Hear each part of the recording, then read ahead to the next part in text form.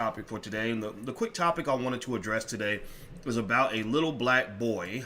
He's a black boy, and he's a brilliant little black boy. And the little boy, his name was in front of me. Make sure I say his name because he deserves to be shouted out. His name is Caleb. Caleb, what is Caleb's last name?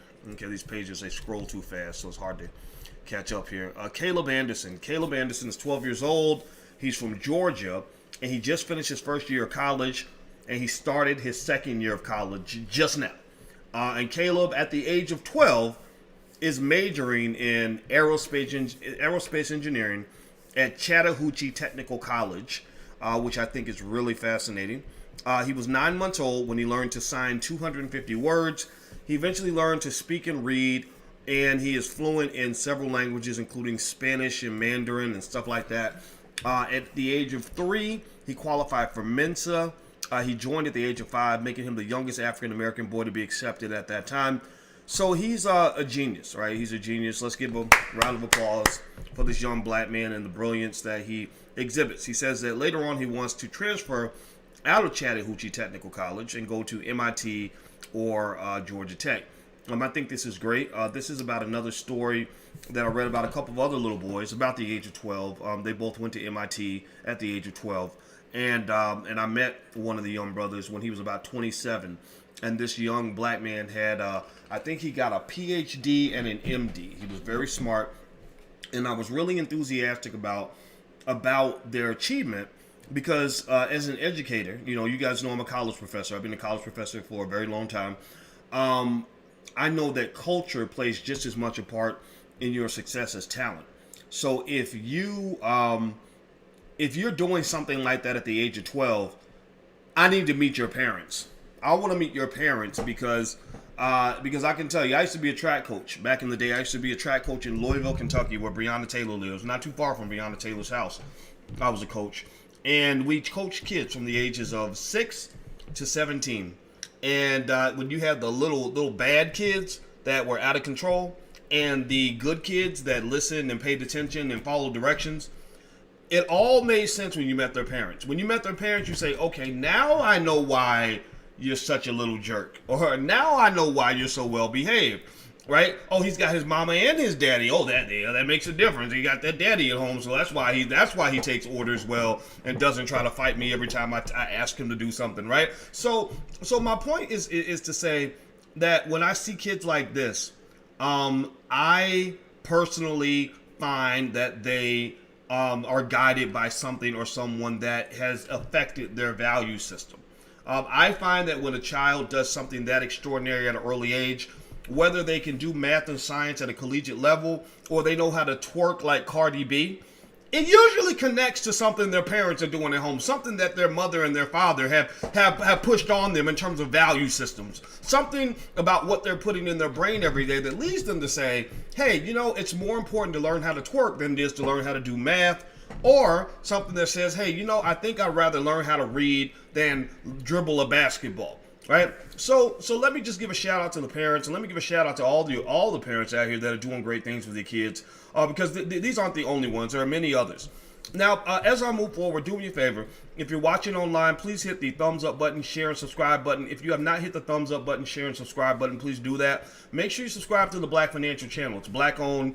We talk about financial topics, and we cover a lot of things media does not cover. And also, I want to ask you, please don't make fun of me because I am in the middle of pursuing my dental health, and I'm trying to do stuff with my teeth. And what it does is it makes it a little bit hard to talk for a while. So sometimes I might sound just a little bit like Daffy Duck, So if somebody comes into the live and they say, Boyce looks different. What's going on with Boyce's teeth? I don't understand. Why is Boyce talking different?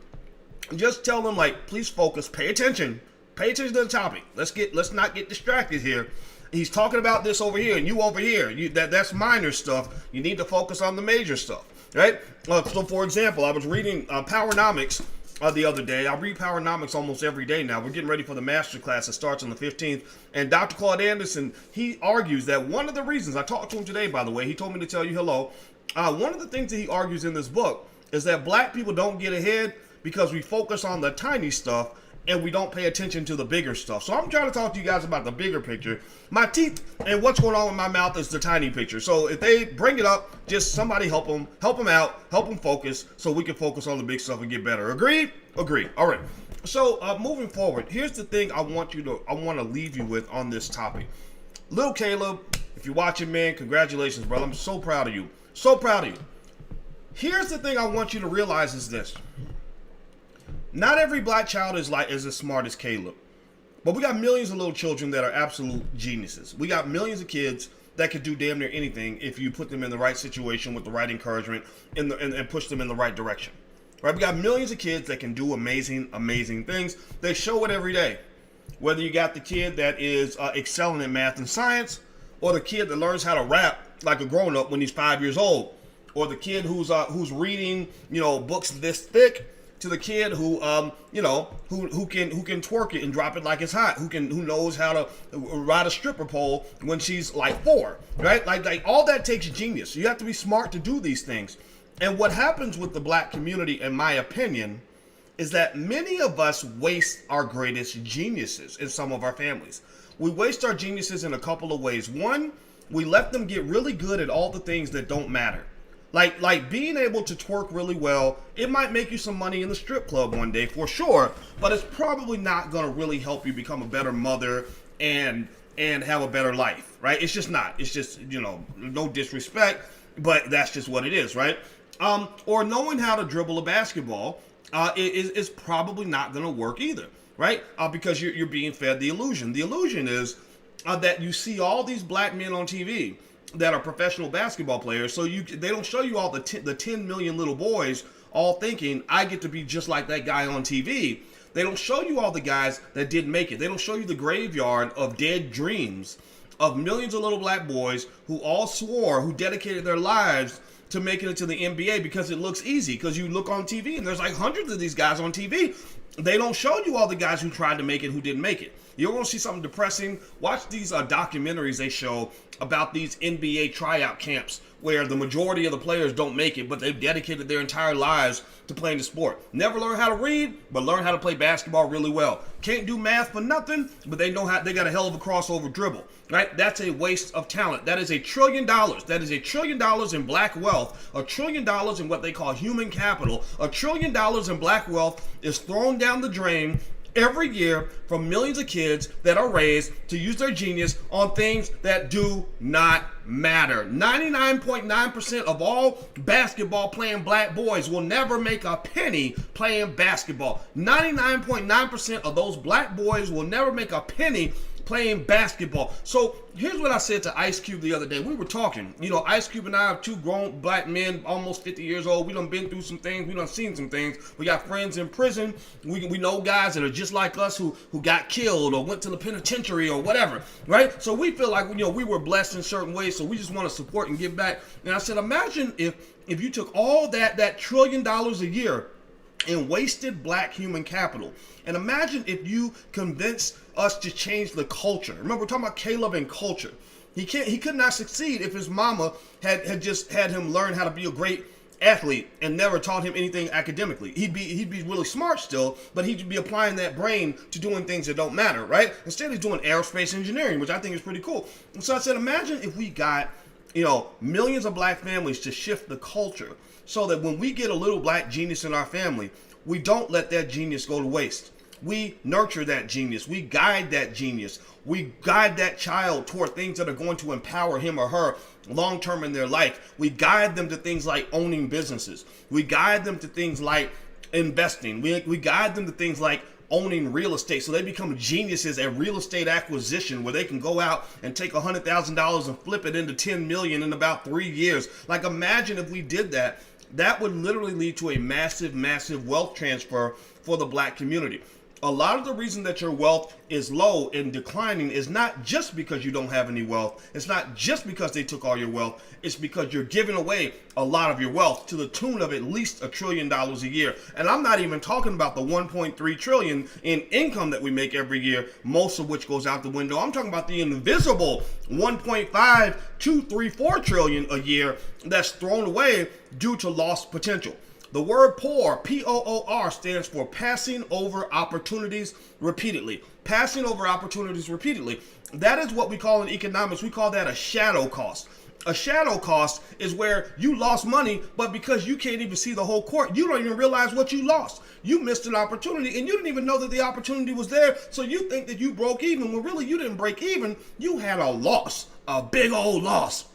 So a lot of us have losses and don't even know we have losses. We have little Calebs who could have become the next Mark Zuckerberg and built a $100 billion, $200 billion company, but instead they went off and were looking for a job for the white man because their family never ever taught them how to start a business, right?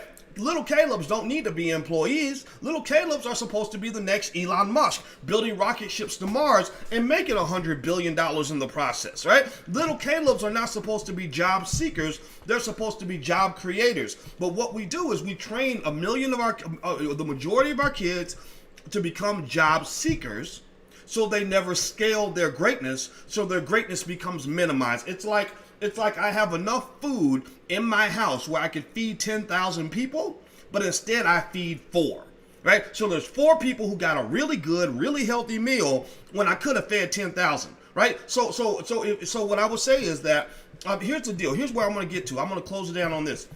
We have a kid in our house who's not quite like a Caleb. I mean, what kid is like that? I mean, 12 years old going to MIT. I'm so proud of the boy. If I met him, I'd give him a hug because that's not my dream. I would love, I wish I could be my own dad. I wish I could go back in time and push myself to do some of the things that he's doing because I would have loved that. I love the idea of excelling at that age. I just didn't have anybody guiding me to do anything great. I was just supposed to just be an 11-year-old. But if I'd had somebody that forced me to focus and got me to go to college at the age of 12 or 13 or 14, I would have ate that up. Right, some of your kids would eat that up. Our kids, unfortunately, it's a tough sell. But we got a smart kid in the house. He's 17.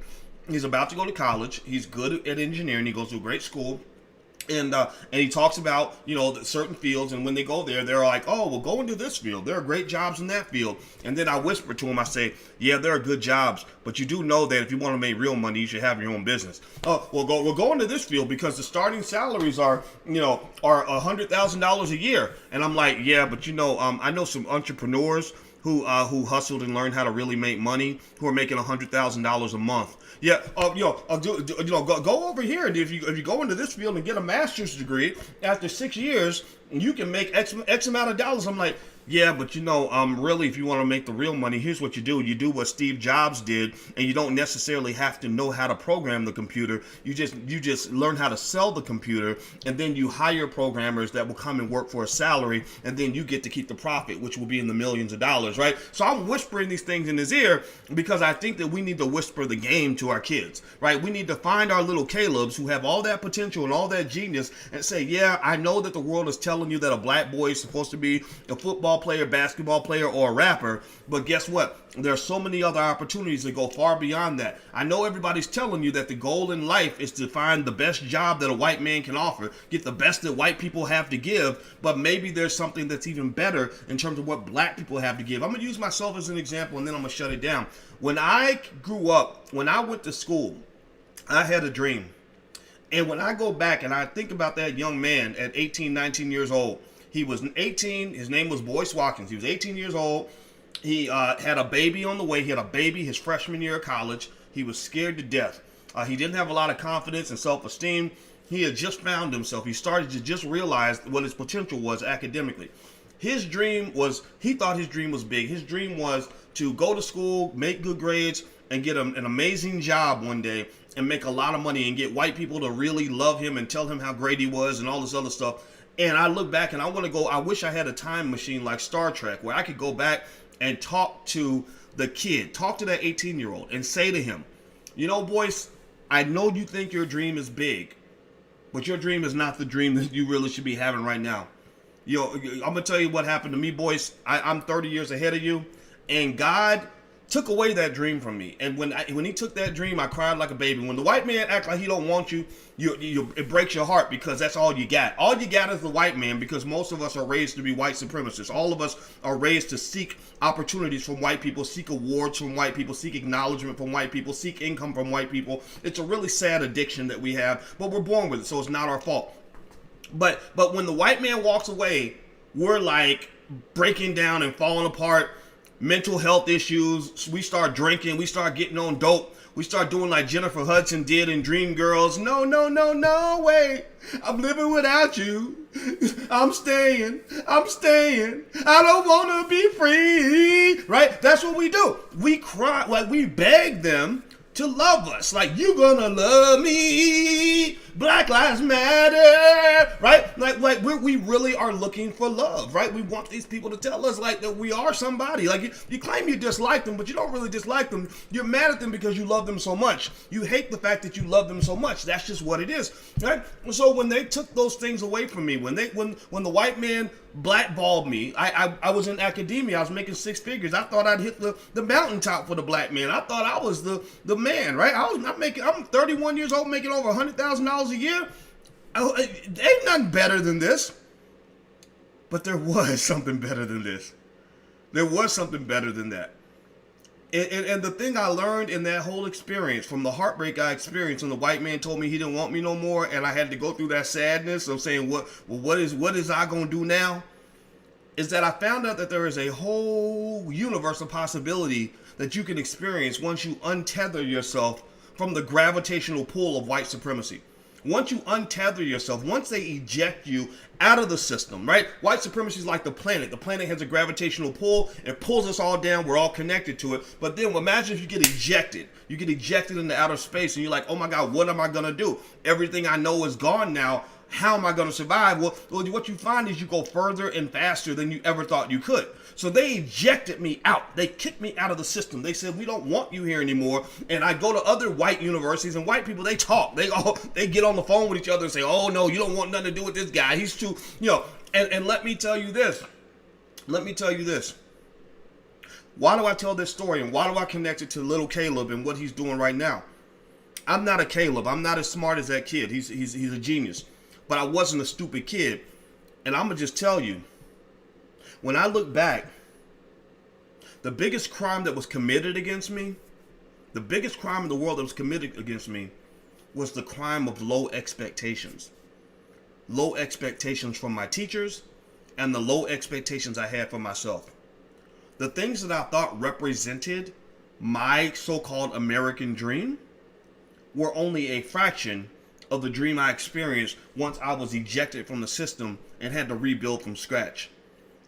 Because I can just tell you like this, when I think about what I used to fantasize about, if you ask me when I was 25 or 30, like, where do you want your life to be when you're in your 40s?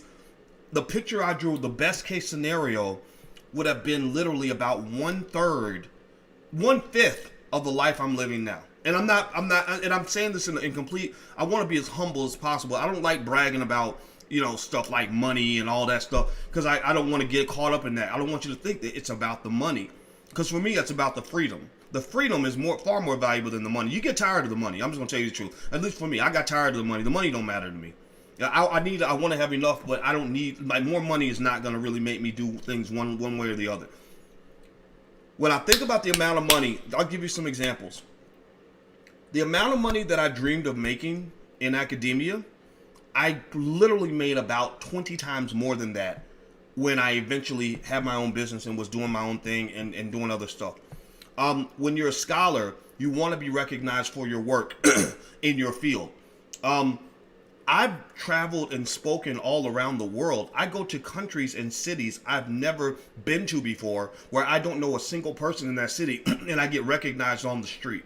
I'm not kidding. This is real. This is just my life. This is a fact. I've been on national television probably 200 or 300 times. Most people never go on national TV once. And that's just the beginning of it all. But my point is to say, I look back and I say, God, I was dreaming the wrong dream. And what I'm saying is that in the black community, we have a lot of little children that have the same potential as this little boy Caleb, that are so brilliant and so capable. Why would you destroy that child's future by only teaching them how to go beg a mediocre white guy for a job? Why would you do that? Why would you take a giant and turn a giant into a midget? He's supposed to grow to be 8 feet tall, and you want him to be 4'3" so he can fit in and fit underneath the existing system that white folks put in place to keep the black man small.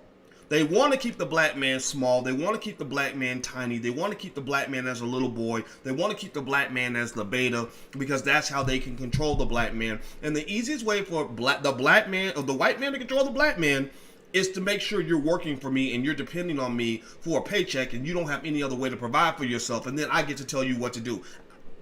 I don't even have to be a racist to pull that off. I don't have to be a white supremacist to pull that off. I don't have to hate black people to pull that off. I don't have to be mean to you to pull that off.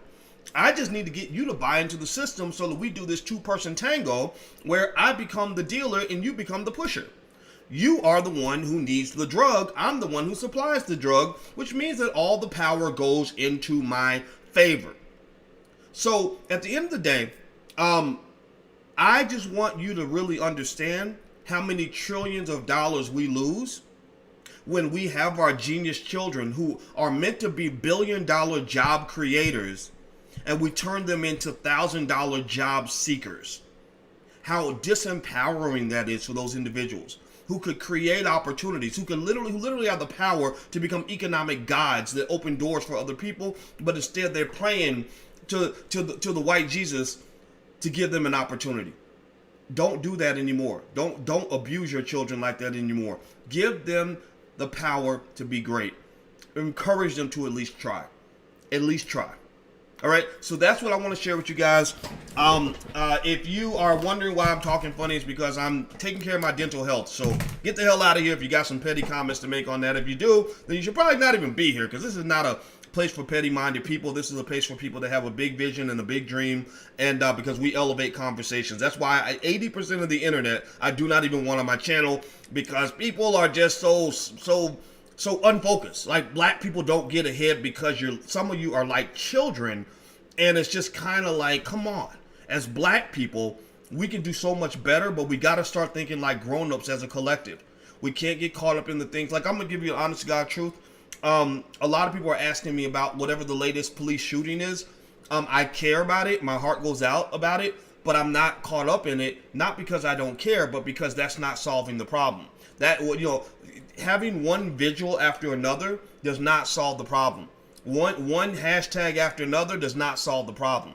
So if you're not coming to me with something that is focused on solving the problem, I'm not really interested. I'm not here to waste my time on things that don't matter. And a lot of us focus our energy on things that drive us emotionally and get us all riled up and excited, and then you wake up and you wonder why your life is exactly the same as it was the day before. So when people are asking me about, for example, with what Trump is doing with his situation at the hospital and everything else, I was like, you know what? Did y'all notice the stock market went up? And I'm talking to my students. They're like, yeah, I made money today. I made money. I'm like, good. Now you can go feed your family with that, because you can't feed your family with gossip. You can't feed your family with drama. You can't feed your family with hashtags, but you can feed your family with that money that's in the bank. I want you to get results that you can take to the bank. I want you to get results that can benefit your family. So that's what I'm focused on, and that's what I want to talk about. And that's really me actually focusing to help, not just help you, but to help myself really elevate the conversation, because we can all get caught up in all the little things that don't matter. So let's stop majoring in the minors and start becoming major people. Let's start becoming serious people as a community, and then the world will take us seriously. Then the world will take us seriously. So that's it, guys. Do me a favor, hit the thumbs up button, share, and subscribe button.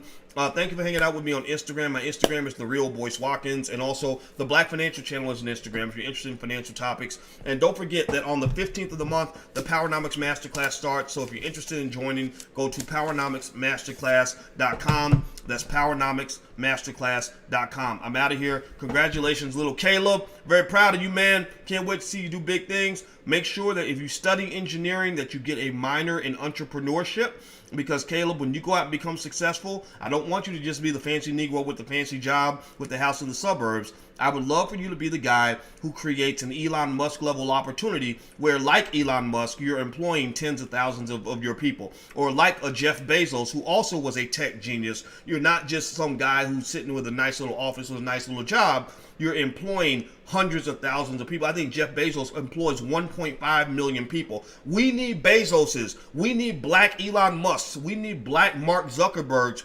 We don't need more black people who major in engineering and get a good job working at IBM. No disrespect to anybody who does that, but I argue that perhaps there is more that you can do, but you just gotta think big. Think big, think big. Our baddest, our brightest, our smartest must be our biggest in terms of what the scope of the vision is. So you can not just do something that benefits you. You can be the Moses that carries millions of your people to the economic promised land. I'll use myself as a quick example. Not that I'm anybody special, but guess what? Think about this. Imagine if I was a guy who sat around at Syracuse University in a little office teaching 30 students a year and didn't do any of the stuff that I do now. Let's say that I didn't want to go out in public. I didn't want to talk to anybody, and I just sat around. Well, guess what? I'd be impacting 30 people a year, mostly white. Instead, every day I'm talking to you on platforms that have hundreds of thousands of black people on them. I talk to over a couple million black people a month. And the difference was that back then I thought small. Now I want to think big. Now I'm thinking, how do I take what's in this brain and make sure that it is absorbed by millions and millions and millions of people? And we are doing that, and that's why you're here. That's why you're listening to this conversation now, and that is the idea. That's what I want. I want more people who want to help the world to get a chance to absorb whatever greatness that you have inside of you that allowed you to be great, because it's not just about one person, it's about the masses. So same thing is true with social justice issues. Let's forget about these one-off, one-person symbolic matters and think about things that are systematic and broad that affect hundreds of thousands or millions of people, because that's how they enslaved you in the first place. They weren't saying, let's enslave one black person at a time, let's enslave 2 Negroes. No, they said, how do we create a broad system that will allow us to enslave millions of black people? Well, the same thing must be true for your liberation. You cannot liberate 1 or 2 people at a time, whether you're Donald Trump, who let out that one lady and put it on TV, or you're Joe Biden and you got one hashtag of one police shooting. No, that's not going to do it. What's going to do it is when we're doing something that's affecting hundreds of thousands of people, and that's where solutions come from. So everything else is just symbolism, it's emotionality, it's people getting caught up in the moment, and those things don't make a bit of difference at all. So I want everybody in here to think big. So I want you to write the word big in the chat. Write big in the chat. Forget about the people that are making stupid comments. I think I saw a silly comment in there. People like that are not the ones I'm talking to. I'm talking to the people who want to think big. So write the word big in the chat.